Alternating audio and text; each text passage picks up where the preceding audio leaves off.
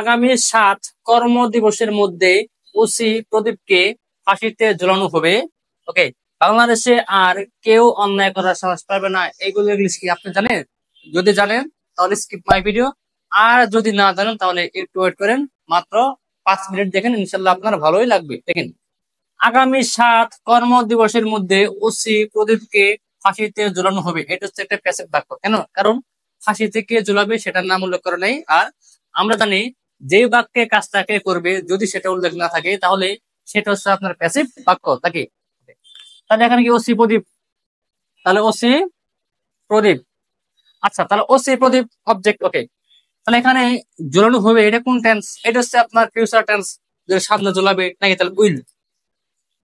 তাহলে উইল, যেহেতু এটা একটা ভয়েস নাকি, এটা হচ্ছে প্যাসিভ ভয়েস, তাহলে হবে বি। তাহলে OC Pradip will be hanged. তাহলে OC Pradip will be hanged মানে কি ওসি প্রদীপকে ঝুলানো হবে নাকি।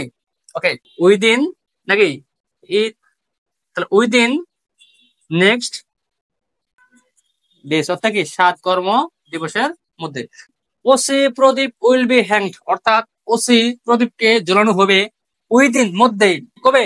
নেক্সট 7 ওয়ার্কিং ডেজ, অর্থাৎ 7 কর্ম দিবসের মধ্যে। ক্লিয়ার? এরপরের বাক্য দেখেন, বাংলাদেশে আর কেউ অন্যায় করার সাহস পাবে না নাকি, মানে যা করছে এখন কি সবকিছু ভুলে যাও, আর সাহস পাবে না। কেন?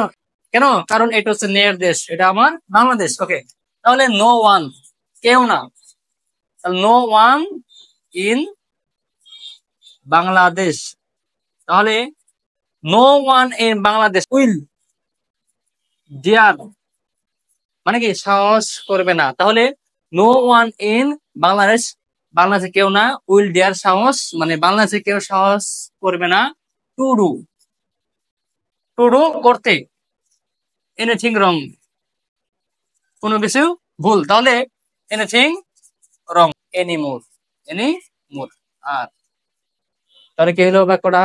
বাংলাদেশে আর, আর মানে কি এনিমোর। হ্যাঁ, ওকে, তাহলে বাংলাদেশে আর কেউ অন্যায় করার সাহস পাবে না, তাহলে no one in Bangladesh will dare সাহস পাবে না টু ডু এনিথিং রং, মানে কোনো কিছু ভুল করতে, এনিমোর আর মানে কি এটাই শেষ। তাহলে no one in Bangladesh will dare to do anything wrong anymore মানে কি, অর্থাৎ বাংলাদেশে কেউ আর অন্যায় করার সাহস পাবে না। ক্লিয়ার? এরপরে বাক্য দেখে, 80% মানুষ বাংলাদেশে ইসলামিক সরকার চাই। কমেন্টে আপনার মতামত জানান। ওকে, তাহলে 80% পিপল চাই মানে কি বার্ফ, তাহলে ওয়ান্ট। তাহলে 80% পিপল ওয়ান্ট মানে 80% লোক চাই কি ইসলামিক সরকার, তাহলে ইসলামিক, ইসলামিক গভর্নমেন্ট। তাহলে 80% পিপল 80% লোক ওয়ান্ট চাই ইসলামিক গভর্নমেন্ট মানে কি ইসলামিক সরকার, কোথায়? বাংলাদেশে। একবার হ্যাঁ, তাহলে ইন বাংলাদেশ। তাহলে কি হলো মূল বাক্যটা, যে 80% মানুষ বাংলাদেশে ইসলামিক সরকার চাই, 80% people want Islamic government in Bangladesh, মানে বাংলাদেশে 80% লোক ইসলামিক সরকার চাই। সত্য না মিথ্যা আবার কমেন্টে জানান। ওকে, সো দেখেন, আপনাকে জাস্ট মানে ইংলিশ শিখতে গেলে আপনাকে আগে বাসায় বসে বাংলা টু ইংলিশ শিখতে হবে।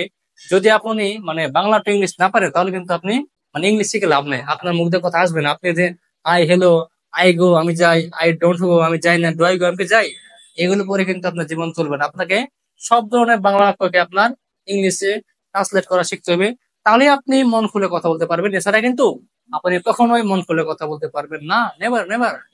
যদি ক্লাসটা ভালো লাগে please subscribe my channel. See you again the next video, next part. Be safe. আসসালামু আলাইকুম।